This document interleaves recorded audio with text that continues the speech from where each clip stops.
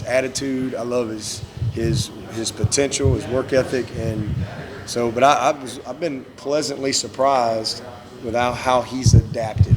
It was hard on him, I think, early, but he's just kind of hit his groove a little bit, and is I've noticed it. What about the other Xavier Kelly? You think this could be kind of a breakout year for him? I hope so. You know, he's a guy that we got to try to find a way to get him on the field some, and he's just kind of been, battling some numbers at his position, and he was probably the least happy that Cleveland and Austin came back. But it is what it is. So I'm not going to move Cleveland or Austin to 3 technique.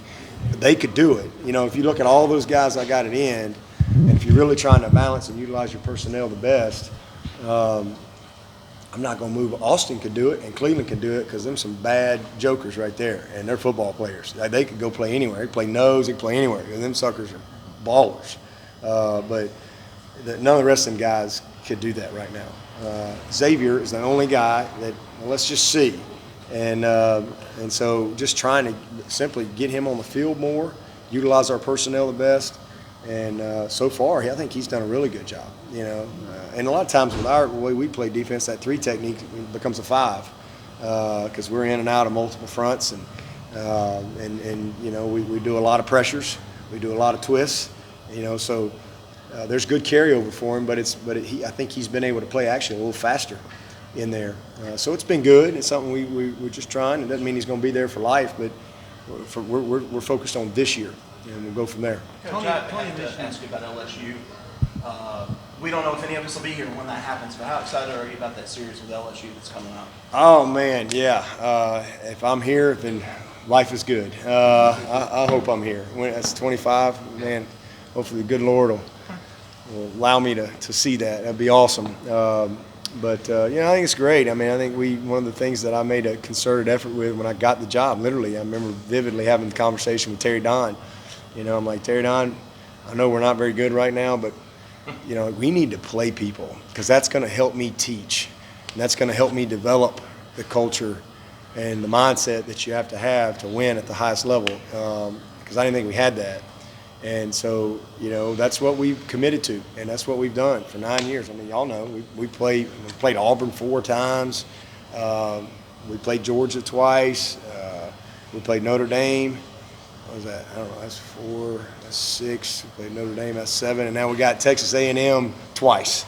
You know, so we're playing 10 Power 5 schools a year, and I think Ross was telling me, I think yesterday, the last 3 years, I think we got 34 wins versus Power 5 opponents, most in anybody in the country.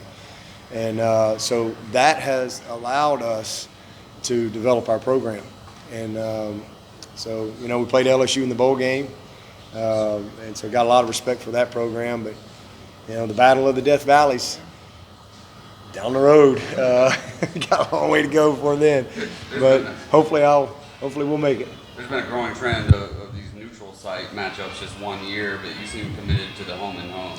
Well, we're in a unique situation here at Clemson. I don't mind a neutral site game as long as it's a road game for us, but I'm not giving up a home game to do a neutral site game. You know, even though a lot of times the TV people, they'll say, well, we'll make sure you make more than what you would make at a home game. Well, that's great for us, but it's terrible for our community.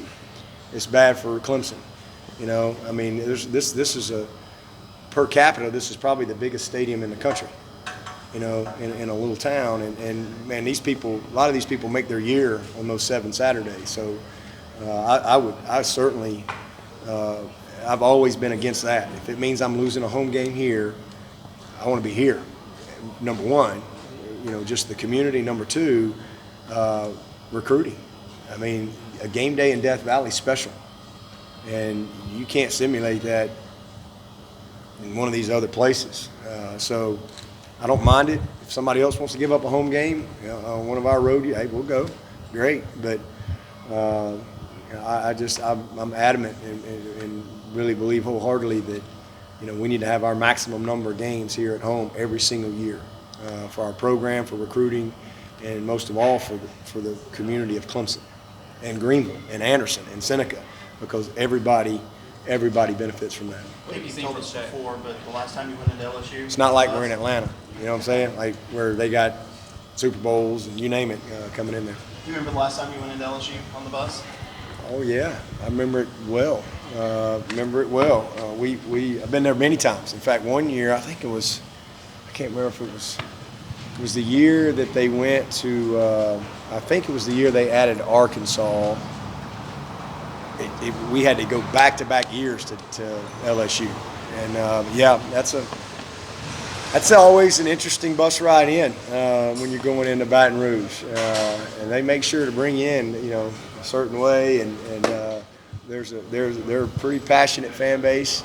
It seems like the later the night they play, the more passionate it gets. But it's a great venue, awesome place to be a part of a college football game. I've played there, coached there. I mean, it's a lot of fun. What do you think about one more to get back to the kids? What? What do you think from Shaq Smith during camp? He's made great improvement. He really has. He's the best he's been since he's been at Clemson, and really, really good progress. So pleased with Shaq, and hopefully he'll have his best year as a sophomore. He's only had 1 year, so this is a sophomore year, and hopefully good things to come this year and down the road. All right, cool, Coach. Sean, you want to say that? Sean? Ready? All right, we got power.